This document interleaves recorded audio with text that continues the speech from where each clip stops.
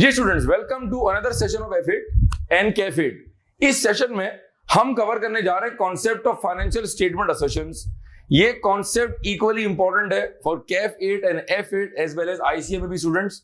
ये जो टॉपिक है असर्शंस का, ये मैं बताने जा रहा हूं कि ये आप किन टॉपिक्स के बाद कवर कर सकते हैं। यानी अगर आप ये लेक्चर्स LMS पर देख रहे हैं, चाहे F8 के लिए या KF8 के लिए, तो मैं बताने जा रहा हूं कि ये आप कॉन्सेप्ट कब कवर कर सकते हैं। फाइनेंशियल स्टेटमेंट असर्शन का कॉन्सेप्ट आप आइजा 500 के बाद भी कवर कर सकते हैं। पहला, आप ये ऑडिट रिस्क का प्रैक्टिकल पार्ट कवर करने के बाद भी कवर कर सकते हैं। बात समझ आ रही है? और आप ये कॉन्सेप्ट जो है टेस्ट ऑफ कंट्रोल कवर करने के बाद और सब्सटेंटिव स्टार्ट करने से पहले भी कवर कर सकते हैं। मैं रिपीट कर रहा हूं हजरत, हम इस लेक्चर में कवर करने जा रहे हैं concept of financial statement assertions, जिसको मैं अपनी क्लासेस में नॉर्मली कवर कराता हूं audit risk practical part cover कराने के बाद। हाउएवर, हम इसको टेस्ट ऑफ कंट्रोल्स के बाद भी कवर कर सकते हैं। हम इसको ऑडिट रिस्क प्रैक्टिकल पार्ट, एक थ्योरेटिकल पार्ट था, एक प्रैक्टिकल पार्ट था, प्रैक्टिकल पार्ट के बाद भी कवर कर सकते हैं। और हम इसको आइजा 500 के बाद भी कवर कर सकते हैं। और फाइनेंशियल स्टेटमेंट असर्शंस कवर करने के बाद आइडियली जो है वो स्टार्ट होता है सब्सटेंटिव प्रोसीजर्स। तो हम उसको स्टार्ट करते हैं जी। बट बिफोर वी स्टार्ट, सबसे पहले मैं एक इसका क्विक आपको देता हूं ओवरव्यू कि ये कॉन्सेप्ट कहां से आ रहा है। तो we have to go back to ISA 500 जो हम पहले कवर कर चुके। Concept of audit evidence, repeat करें। एविडेंस हासिल करने के दो मेथड्स, TOC, सब्सटेंटिव करने का तरीके कॉमन, कायरो 8 बातें, 8 प्रोसीजर्स। कायरो का है, ऑडिट टेस्ट का है, ऑडिट वर्क का है, ऑडिट प्रोग्राम का है, ऑडिट प्रोसीजर का है। एक बात है, रिपीट कर रहा हूं, कायरो का है। कायरो तो शॉर्टकट है, कायरो का है, प्रोसीजर का है, audit test, audit work, audit programme, ये एक बात है। 8 प्रोसीजर्स हैं। Confirmation, analytical procedure, inspection of assets, inspection of record, inquiry, reperformance, recalculation और ऑब्जर्वेशन। ठीक है जी। जब एक ऑडिटर ये कायरो कर रहा होगा, रिपीट करें, जब एक ऑडिटर कायरो कर रहा होगा तो कुछ हो रहा होगा। वो जो हो रहा होगा that will be verification of financial statement assertions. जब एक auditor P&L balance sheet verify कर रहा होगा तो वो वेरीफाई कर रहा है असर्शंस। और जब वो ये असर्शन वेरीफाई कर रहा होगा तो बेसिकली वो कर क्या रहा होगा। अच्छा, अब ये जुमला सुन के बच्चा हो गया confuse. Let me explain again, repeat करते हैं स्लोली। एविडेंस हासिल करने के 2 methods, test of controls, substantive procedures. TOC कुछ और है, सब्सटेंटिव कुछ और है। इनको करने के तरीके कॉमन, कायरो। जब हम कायरो कर रहे होंगे तो we will be basically verifying assertions, financial statement assertions. There are 12 assertions. जब हमने आइजा 500 पढ़ा था तो मैंने बताया था सब्सटेंटिव के अंदर 2 चीजें, AP और टेस्ट ऑफ डिटेल्स। याद आ रहा होगा आपको, मैंने कहा था AP और टेस्ट ऑफ डिटेल। और जब मैंने TOD कहा था तो मैंने कहा था इसका एक और नाम है testing at the assertion level. जहां मैंने कहा था कि testing at the assertion level का मतलब है P&L की बातें, बैलेंस शीट की बातें या P&D की बातें। कहो testing at the assertion level, कहो assertion level. By assertion level we mean P&L items, balance sheet items, presentation and disclosure items. तो आज हम उसको as a separate topic cover करने जा रहे हैं। ठीक है जी। अच्छा, मैं सिर्फ यहां पर एक बात फॉर योर नॉलेज बता दूं कि आज से कुछ अरसा पहले जो है we had 13 assertions. How many assertions? 13। P&L की 5 थी, बैलेंस शीट की 4 थी और P&D की 4 थी। कितने होगा? 5 4 9 9 4 13 असर्शन थी। ये सिर्फ आपकी नॉलेज के लिए बता रहा हूं। You may skip this, you may not revise this again for your exam for both F8 और KF8। अब जो हमारे पास है वो हमारे पास है 12 असर्शन। कितनी असर्शन है? 12 असर्शन। एक तो ये बात है to cover 12 assertions, 6 P&L, 6 balance sheet, 6 P&L, 6 balance sheet. 6 P&L की असर्शंस और 6 बैलेंस शीट की असर्शंस। ठीक है जी हजरत हम कवर कर रहे हैं concept of financial statement assertions. अब मैं इस लेक्चर को करता हूं आसान और आप फोकस करेंगे जी, फिर मैं बताऊंगा एग्जाम में सवाल कैसे आता है, वो एक अलग 15 मिनट का इसी लेक्चर का पार्ट है, दैट इज वेरी इंटरेस्टिंग, जहां से तुम सबकी बेस बन जाएगी कि सब्सटेंटिव का सवाल कैसे बनेगा, and you will be prepared conceptually mentally to go for substantive. ठीक है जी। बाहर जो मेरी ऑडी खड़ी हुई है 8 ब्लैक कलर की, नंबर है SK007, अगर आपने जाके देखी हो तो मैंने कहा जी जाके चेक करें वेरीफाई करें। एक ने कहा सर आप ऐसी बोंगी मार रहे हैं, कोई ऑडी छोटी नहीं, बाहर तो चिंची खड़ा हुआ है। ठीक है जी, सफेद चिंची खड़ी हुई बात। ठीक है जी। ये फैजान भाई बाहर गए, कह रहे यार मैं बाहर गया, बाहर तो वाकई में ऑडी खड़ी हुई 8 ब्लैक कलर की चमचमाती हुई ग्लास कोटिंग के साथ। ओए ओए ओए ओए ओए। ठीक है जी, सुन लो, बर्दाश्त कर लो, भारी बड़ा बर्दाश्त कर लो। ये जो बाहर गए, सुन लें आप, ये जो बाहर गए और गाड़ी देख के आए, ये जो जाकर गाड़ी इंस्पेक्ट की आपने, गाड़ी वेरीफाई की कि हाँ भाई गाड़ी है, ये एक प्रोसीजर था। नाम है इसका इंस्पेक्शन ऑफ एसेट। और इसने आके राजू को बताया कि राजू गाड़ी वाकई में फिजिकली एग्जिस्ट करती है। इसका मतलब है जब तुमने प्रोसीजर किया तो एक रेलेवेंट असर्शन वेरीफाई हुई, नाम है उसका एग्जिस्टेंस। अनस ने कहा भाई ये झूठ बोल रहा है, इसकी ऑडी नहीं है, भाड़े पे लेके आया भैया, रेंट कार की गाड़ी है, भरम करा रहा है, तू उसको बोल कि हमें कागजात दिखाया। ठीक है जी। ये मेरे बात है कि sir respectful sir can you please go and see the documents of the car. मैंने कहा शो व्हाई नॉट। मैंने उसको गाड़ी की चाबी दी, ये जाकर ढूंढ रहे चाबी का। मैंने कहा भाई ऑडी है, चाबी नहीं लगेगी, कीलेस एंट्री है यार। ठीक है बहरहाल, अब ये गाड़ी में बैठे 10 मिनट तक इसकी स्मेल करते रहे। ऑडी 8 ब्रांड न्यू, उसकी अपनी खुशबू है भाई। ठीक है जी। अब ये ढूंढ रहे कि डैशबोर्ड का वो कंसोल का है, वो हिडन था, जरा उसका बटन था, ऑटोमेटिक खुला, अंदर गाड़ी की बुकलेट रखी हुई थी। जब इसने गाड़ी की बुकलेट देखी तो अंदर लिखा हुआ शफकत जब्बार। देखा, दिल में कह रहा देखा ये गाड़ी एसके की नहीं है, फिजिकल तो है लेकिन ये गाड़ी का ओनर नहीं है। ये जो जाकर आपने कागजात देखे, रिपीट, जो हमने गाड़ी के कागजात देखे, ये जो हमने कागज देखा है, इट्स अ प्रोसीजर। इससे वेरीफाई हुआ राइट कि क्या इस गाड़ी पर सर साजिद का वाकई में राइट है कि नहीं, क्या ये वाकई में इसके ओनर हैं या नहीं। 2 बातें कर दी, दोनों जाके दिल पे लगी ठा करके कि जब प्रोसीजर करते हैं तो क्या वेरीफाई होता है, फाइनेंशियल स्टेटमेंट। मैडम कह रही है हमने इस महीने 1.5 लाख रुपए की सेल की। ये कह रहा है मैं नहीं मानता।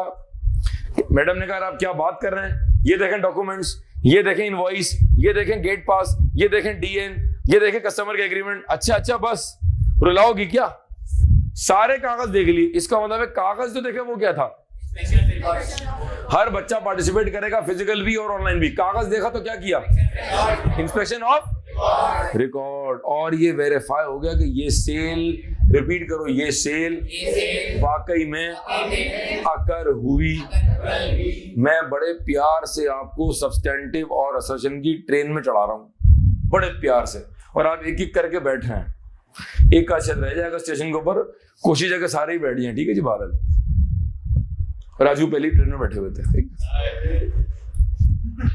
कहो डेटर्स, अगर मैं ऑडिट कर रहा हूं मिसाल के तौर पे सीमिस पाकिस्तान का, उनकी बुक्स में आ रहे हैं डेटर्स, इनसे कंपनी ने पैसा लेना है। डेटर्स का मतलब है राइट टू रिसीव, इनसे हमें पैसा लेना है। ठीक है जी।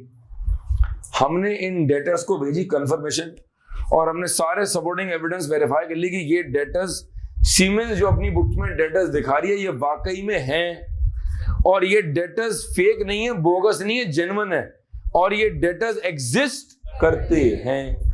जो हमने कंफर्मेशन भेजी, प्रोसीजर, जो हमने कागज देखे, इंस्पेक्शन ऑफ रिकॉर्ड्स, जिससे वेरीफाई हुआ कि ये डेटर्स वाकई में एग्जिस्ट करते हैं।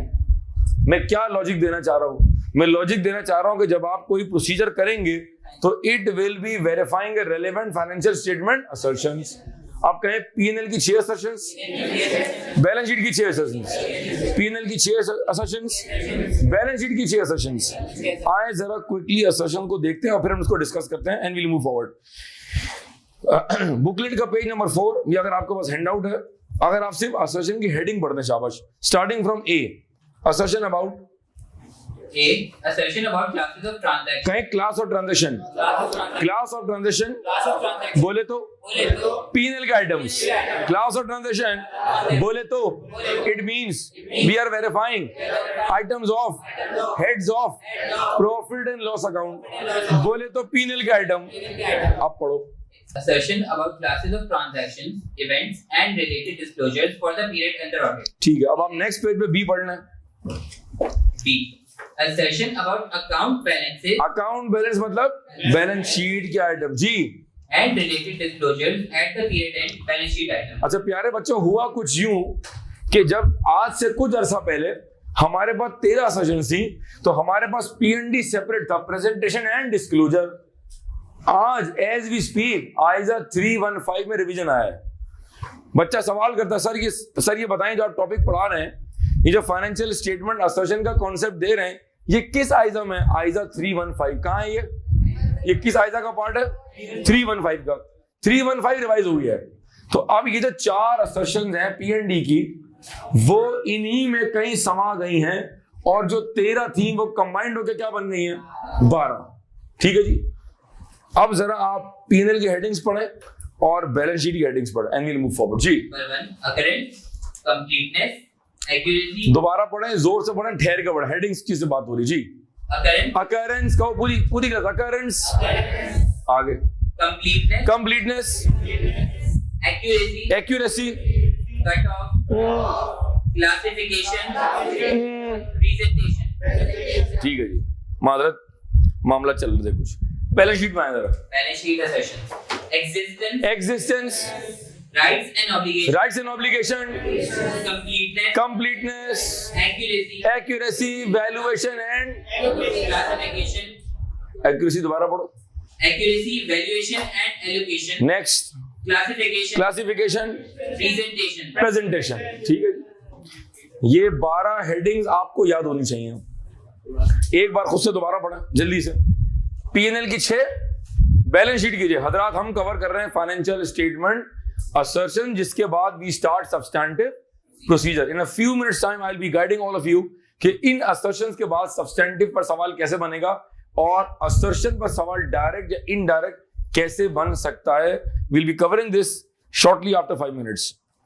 हेडिंग्स पढ़ी हमने, एक बार दोबारा पढ़ लें। PNL occurrence, completeness, accuracy, cut off, classification, presentation, balance sheet, existence, rights and obligation, completeness, accuracy, valuation and allocation। फिर आ रहा है classification और फिर आ रहा है presentation। ठीक है जी। अब मैं इनको एक एक करके समझाता हूं।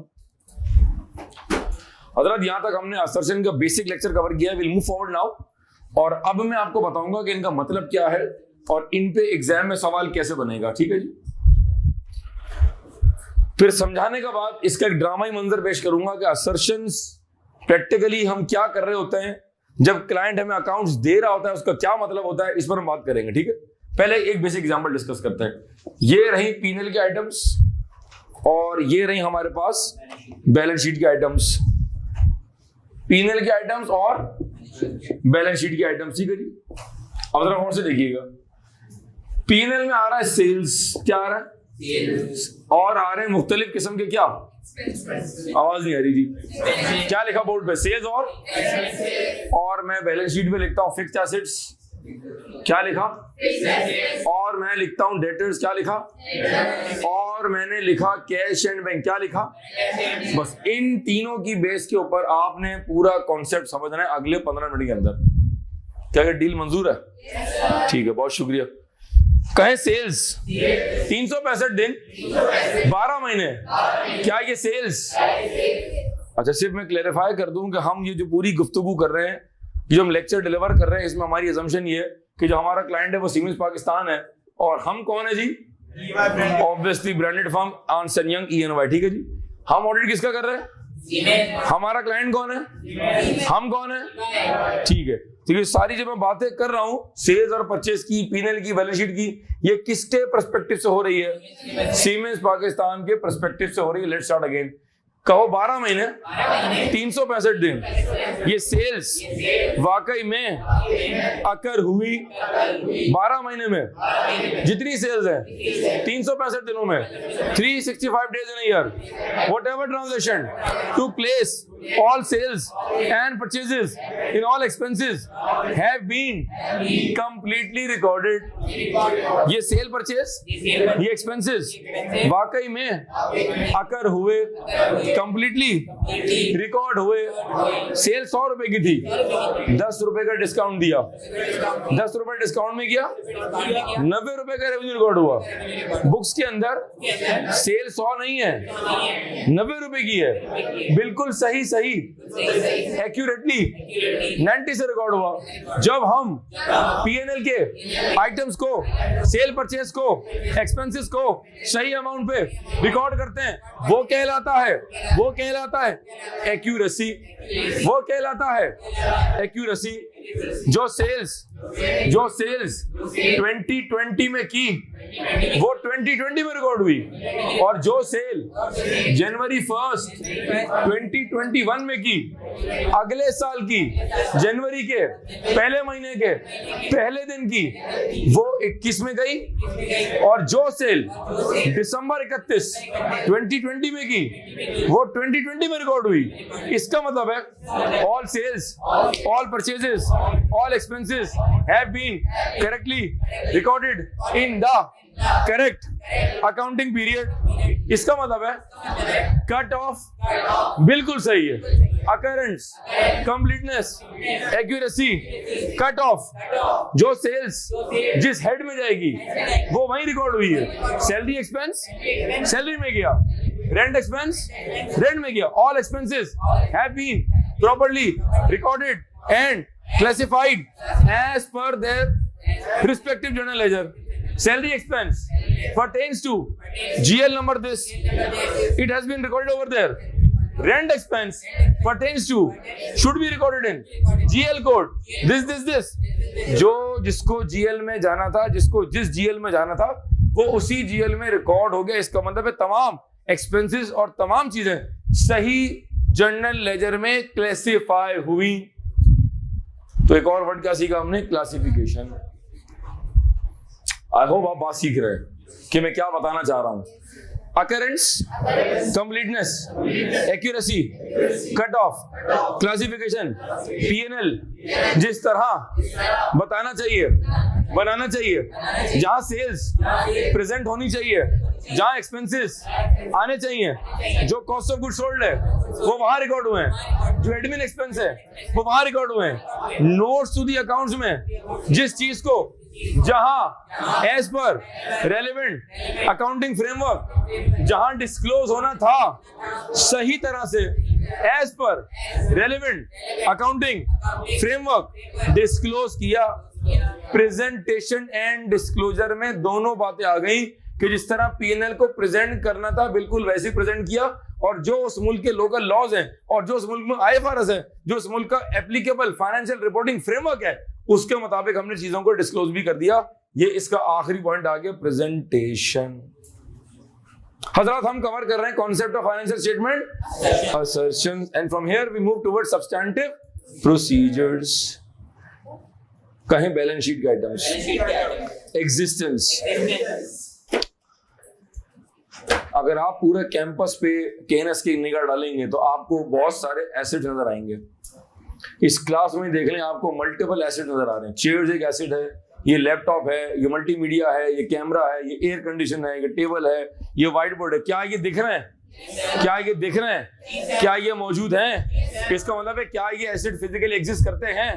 तुम जाकर देखोगे, तुम एसिड को गिनोगे, जो तुम करोगे वो प्रोसीजर है जो वेरीफाई हो रहा है, वो है उनकी एग्जिस्टेंस। जब हम as an auditor, whenever we are performing a procedure, basically we are verifying the relevant financial statement assertion, which means whenever we are verifying an assertion जो हम कर रहे हैं वो प्रोसीजर है, जो कर रहे हैं वो प्रोसीजर है, जो वेरीफाई हो रहा है वो असर्शन है, जो वेरीफाई हो रहा है वो असर्शन है, जो कर रहे हैं वो प्रोसीजर है।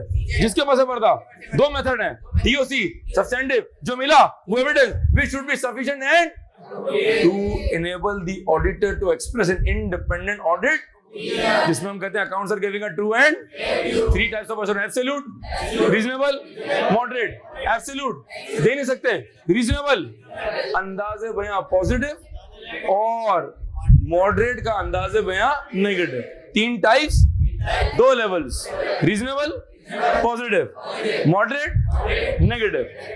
हजरात फाइनेंशियल स्टेटमेंट असर्शन से चले थे और चक्कर मारते हुए रिवीजन करके हम खैर आफियत से वापस आ गए। ठीक है जी, कैसा लगा रिवीजन भाई? ठीक है जी।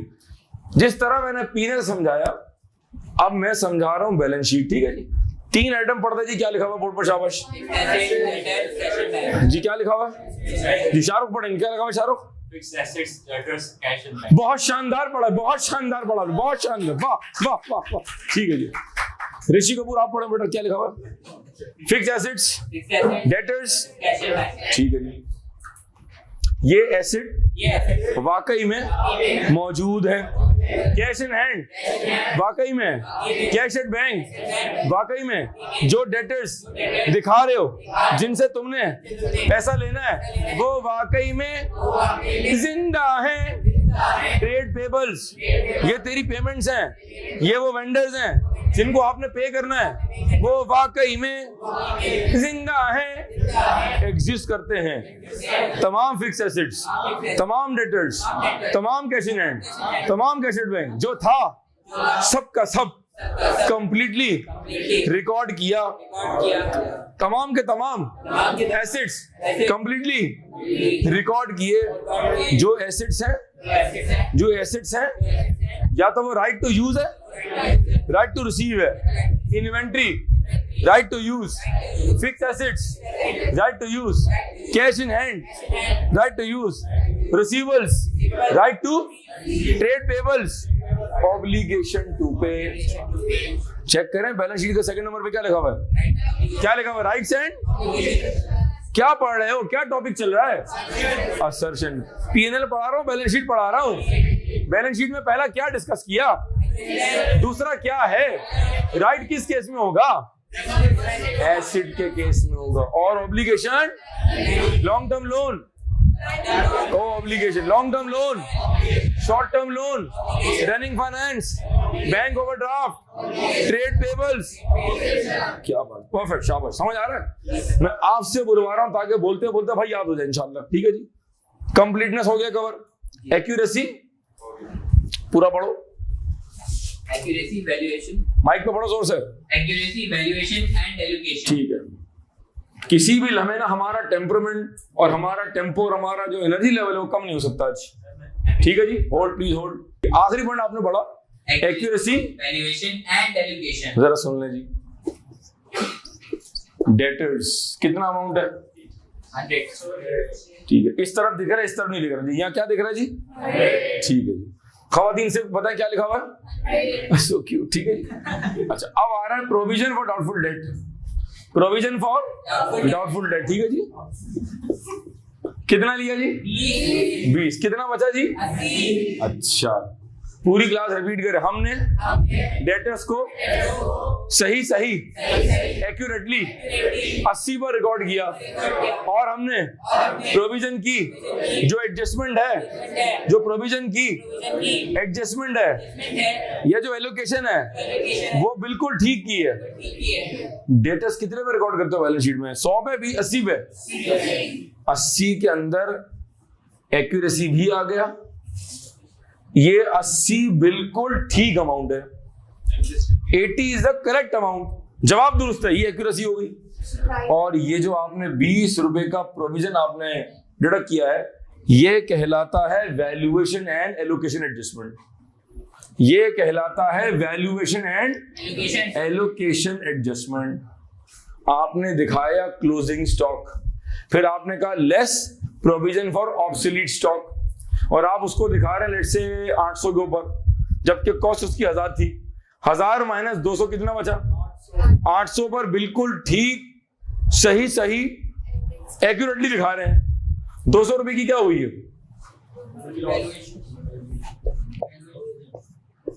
या तो आप सुन नहीं रहे या बोलना नहीं चाह रहे हैं, कोई एक बात तो है। मैंने ये कहा था, देखें प्लीज, आप फोकस कर रहे हैं ना? Are you present mentally? 1000 rupees क्या है? डेटर्स। अब से 1 मिनट पहले इन्वेंट्री की बात शुरू हो गई थी, ठीक है? 12, कोई ऐसी बात नहीं है। इन्वेंट्री कितने की है? प्रोविजन कितने का बनाया? ये कौन सा प्रोविजन है? Provision for obsolete stock. कितने पर इन्वेंट्री रिकॉर्ड की? 800। ये क्या है? कहो एक्यूरेसी। हमने इन्वेंट्री को 800 रुपए के ऊपर बिल्कुल सही एक्यूरेटली रिकॉर्ड किया। और जो ये 200 रुपए, ये है adjustment of valuation and allocation. ठीक है, बहुत शुक्रिया। अब इस तरह नहीं करेंगे हम, ठीक है?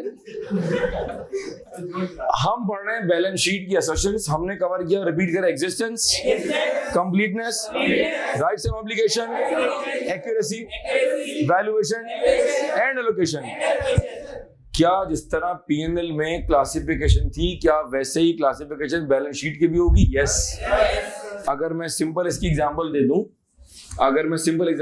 ये रही हमारी बैलेंस शीट, ये रहे करंट एसेट्स और ये रहे करंट लायबिलिटी और ये रही।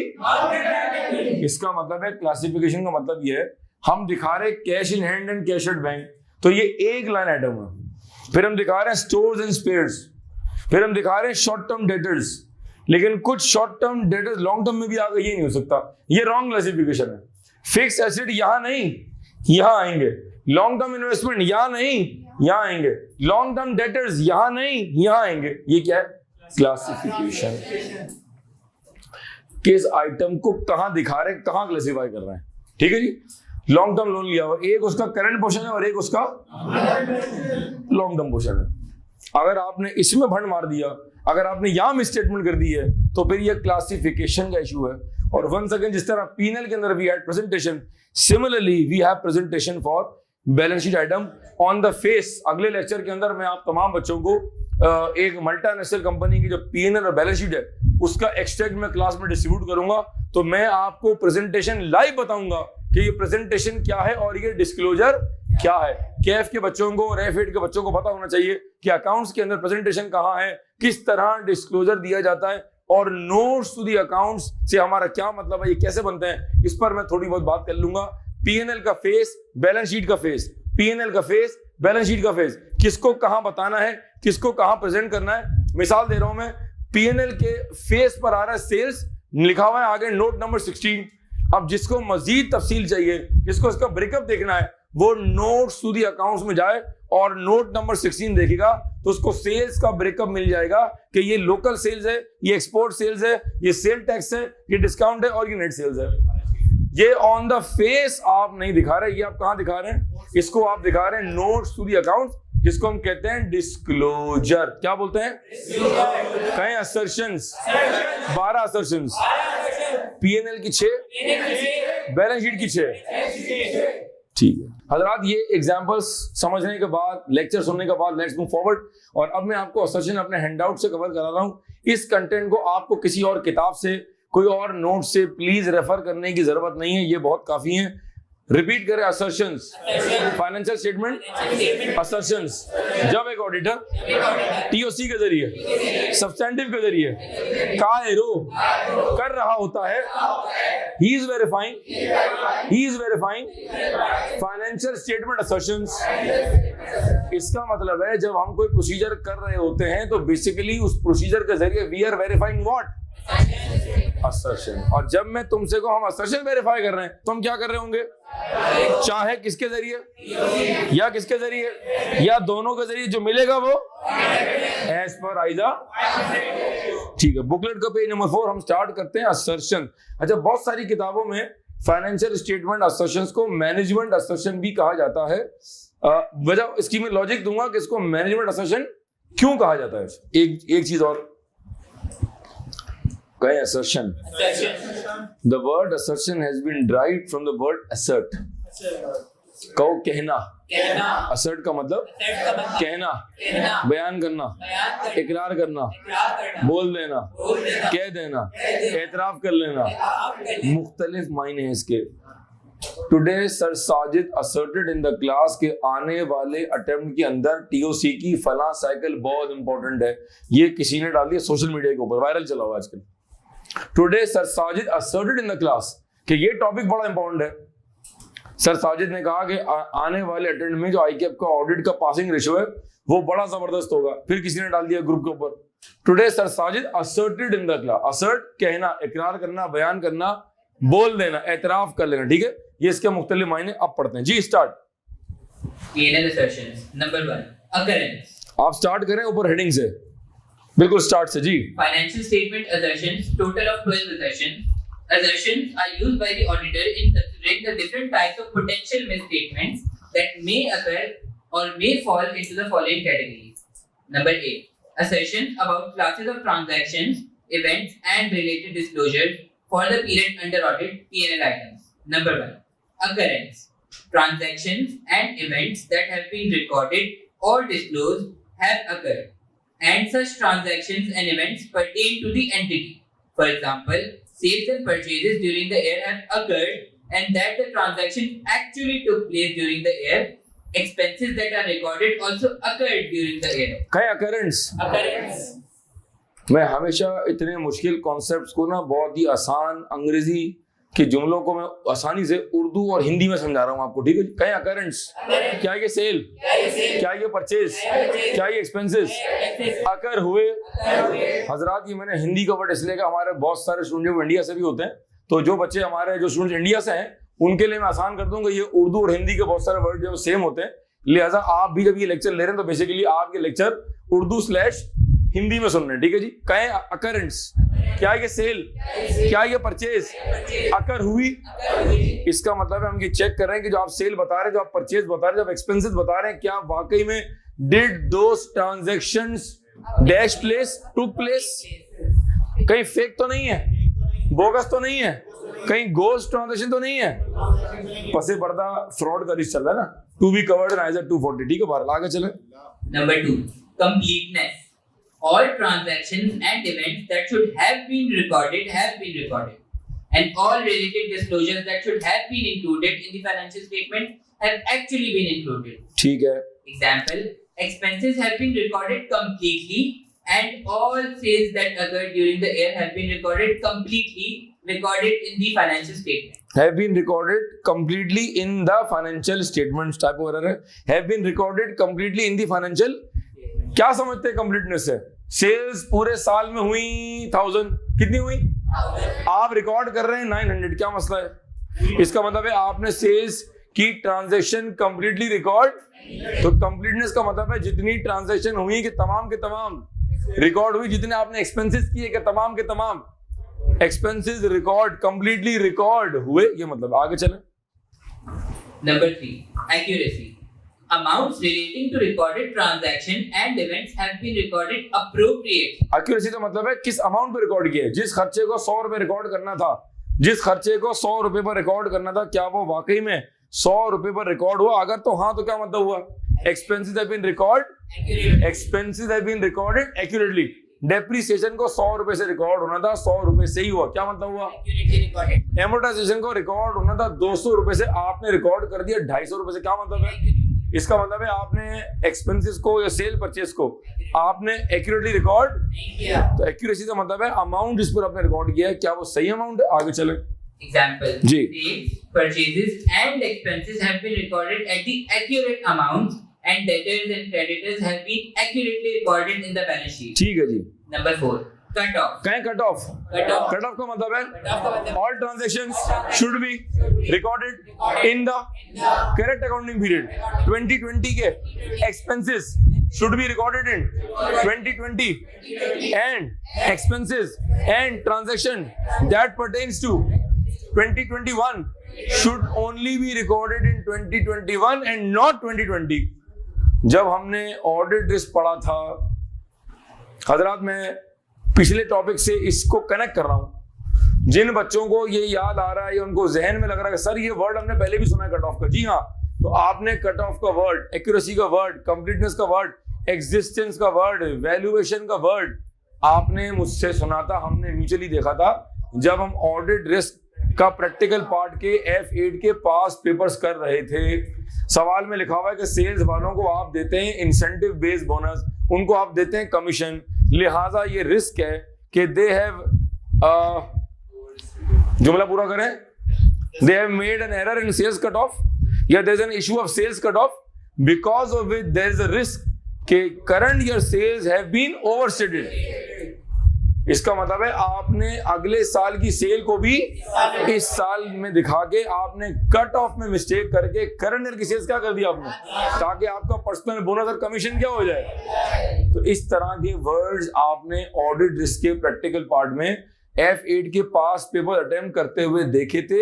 इसीलिए जब मैंने ऑडिट रिस्क प्रैक्टिकल पार्ट शुरू कराया था तो मैंने बताया था कि अभी इसकी दो चीजें बाकी हैं जिनके बाद परफेक्शन आएगी। एक सब्सटेंटिव, क्योंकि सब्सटेंटिव के बाद आप सीख जाएंगे ऑडिटर्स रिस्पॉन्स, और एक जब आप कवर कर लेंगे असर्शन, तो जिसके बाद जब आप रिस्क का इंपैक्ट आइडेंटिफाई तो आप कर ही लेंगे। जब आप इंपैक्ट ड्राफ्ट करेंगे तो बहुत मर्तबा इंपैक्ट की ड्राफ्टिंग करते हुए फाइनेंशियल स्टेटमेंट असर्शन के वर्ड्स आ रहे होते हैं, like existence, completeness, cut off, accuracy, so on so fourth. ठीक है जी, बात समझ आई? ये जो लिंकिंग मैंने की अभी, ये समझ आई आपको? ठीक है जी, आगे चलें। Cut off. Transactions and events have been recorded in the correct accounting period. For example, sales and purchases have been recorded in the correct accounting period and expenses pertain to the current year. Number 5. Classification. Transactions and events have been recorded in the proper accounts. Example, expenses have been classified in the correct general ledger and there is no misclassification. Depreciation and rent expense have been correctly classified in the correct GL. ठीक है जी, next point Presentation. जी। Transactions and events are appropriately aggregated or disaggregated. जिसको जहां club करना था वहां club कर दिया, जिसको क्लब नहीं करना था अलग अलग दिखाना था। फॉर एग्जांपल हम दिखाते cash in hand and cash at bank. क्या कहा मैंने? क्या सुना तुमने? कहो cash in hand and cash at bank. अब हम इसको सिंगल लाइन आइटम दिखाते हैं, हम इसको डिसएग्रीगेट नहीं कर रहे हैं, इसको हम एग्रीगेट कर रहे हैं, cash in hand and cash at bank. फिर हम दिखा रहे हैं store spares and loose tools, ये भी करंट एसेट का पार्ट है। फिर हम कह रहे हैं short term debtors and long term, ये एग्रीगेट नहीं हो सकता, इसको करना पड़ेगा डिसएग्रीगेट। शॉर्ट टर्म यहां जाएगा और लॉन्ग टर्म दोबारा पढ़ लो। Presentation. Transactions and events are appropriately aggregated or disaggregated and clearly described and related disclosures are as per the applicable financial reporting framework. क्या हम पाकिस्तान में बैठे हुए हजरात, स्टूडेंट जो अब्रॉड बैठे हुए, हम इस वक्त पाकिस्तान में बैठे हुए, हमारा अपना कोई अकाउंटिंग स्टैंडर्ड नहीं है। We follow IFRS। So if I ask all of you, बहुत सारे बच्चे जो है वो श्रीलंका के होंगे, इंडिया के होंगे, बांग्लादेश के होंगे, अगर आपके मुल्क के अपने अकाउंटिंग स्टैंडर्ड्स हैं तो वो, और अगर वहां वो एप्लीकेबल हैं तो वो उस मुल्क का क्या होगा? Applicable financial reporting framework. चूंकि पाकिस्तान में हमारा अपना कोई स्टैंडर्ड नहीं है, वी फॉलो IFRS, तो हमारा पाकिस्तान में एप्लीकेबल फ्रेमवर्क क्या है? IFRS, financial reporting framework. हर ट्रीटमेंट को एज पर IFRS इस फ्रेम में जाकर देखेंगे, ना फ्रेम के लेफ्ट, ना फ्रेम के लेफ्ट और ना फ्रेम के, जो ट्रीटमेंट आएगा 16 बता रहा है वो ही करेंगे। प्रोविजन, जो ट्रीटमेंट आएगा 37 बता रहा है वो करेंगे, जो ट्रीटमेंट एडजस्टिंग आएगा 10 बता रहा है वो करेंगे। फ्रेमवर्क में रहते हुए उसको हम अपने अकाउंट्स पर अप्लाई करते हैं। बहुत मर्तबा बच्चे बोल रहे हैं IFRS, बट उसकी कभी गहराई में नहीं गए। इंटरनेशनल फाइनेंशियल रिपोर्टिंग स्टैंडर्ड्स जो कंट्रीज फॉलो कर रहे हैं, उनका जो रिपोर्टिंग स्टैंडर्ड है, उनके जो बनाने का अकाउंट बनाने का तरीकेकार है, वो क्या होगा? That would be standardised and that what's make it the accounts comparable. That's what make the accounts comparable. ठीक है जी। अच्छा जी, ये हमने क्या कवर किया? अब आए बैलेंस शीट को बचाओ जी। नेक्स्ट आगे बढ़ जाए, हेडिंग के साथ पढ़ें। Assertion about account balances and related disclosures at the period end. Balance sheet items. Number 1. Existence. Assets, liabilities and equity interest exist. Example, fixed assets and inventory exist in the company's warehouse and debtors exist at the balance sheet date. Number 2, rights and obligations. The entity holds or controls the rights to assets and liabilities are the obligation of the entity. Assets हमारे क्या है? Rights. Assets हमारे क्या है? Debtors right to use, right to receive है. Cash in hand, cash at bank और inventory right to receive, right to use है. Liabilities हमारा क्या है? Right to pay. Obligation to pay है. दोबारा पढ़ो जी. Rights and obligations. The entity holds or controls the rights to assets and liabilities are the obligations of the entity. Example, company has the right to use cash, right to use fixed assets. The company has the right to receive amounts from debtors and trade payables. And loans are its obligations to pay. ठीक है जी. Number 3. ये example इसीलिए साथ साथ मैंने दी हुई है ताकि आपको एग्जाम्पल अलग से नोट करने की जरूरत ना पड़े. मैंने एग्जाम्पल दे दी, उसके बावजूद भी अगर आप अपनी नोटिंग करना चाहते हैं तो अब जब मैं अभी आपको 2 मिनट का ब्रेक दूंगा तो आप अपनी नोटिंग कर लीजिएगा. आगे चलें. Completeness. All assets, All assets, liabilities and equity interest that should have been recorded, and all the related disclosures that should have been included in the financial statement have been included. Presentation का point अलग से भी दिया हुआ है और respective heads में भी उसका जिक्र कर रहा है वो. ठीक है, आगे चलें. Example, all assets and liabilities have been completely recorded in the financial statement. जी. Number 4, accuracy, valuation and allocation. खाली एक्यूरेसी नहीं, एक्यूरेसी, वैल्यूएशन एंड. एग्जाम में आप लिख के आ गए बैलेंस शीट की केस में एक्यूरेसी रॉन्ग हो जाएगा क्योंकि पीएनएल में एक्यूरेसी, बैलेंस शीट में क्या है? Accuracy, valuation and allocation. जी आगे चलें. Assets, liabilities and equity interest have been included in the financial statements at appropriate amounts, and any resulting valuation or allocation adjustment has been appropriately recorded, and related disclosures have been appropriately measured and described.